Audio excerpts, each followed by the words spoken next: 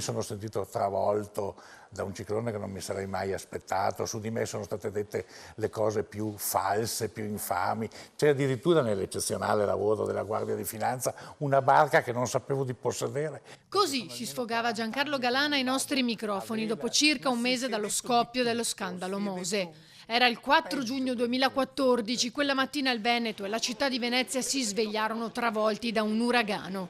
Uno dei più grossi casi di corruzione politica emerso in Italia. 35 arresti, tra cui l'ex governatore veneto Galan, all'epoca ministro, l'ex assessore regionale Chisso, l'ex sindaco di Venezia Orsoni. E poi magistrati alle acque, imprenditori, funzionari pubblici e l'ex finanziere spaziante. Sono trascorsi 10 anni e Galan, che nell'ottobre 2014 patteggiò 2 anni e 10 mesi di reclusione con la confisca di 2.600.000 euro, si fa le stesse domande di allora.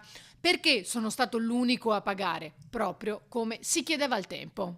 Ci sono 3 che sono malfattori riconosciuti, hanno fatto decine di milioni di fatture false, si sono fatti la casa negli Stati Uniti e in California sulla costa del Pacifico con i soldi del Consorzio Venezia Nuova. Ci sono questi che accusano.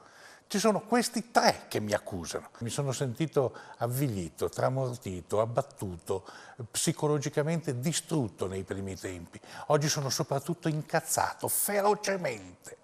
Incazzato perché sento di subire un'ingiustizia che non è solo quella mediatica, è quella che si sta realizzando in Parlamento, in ogni luogo.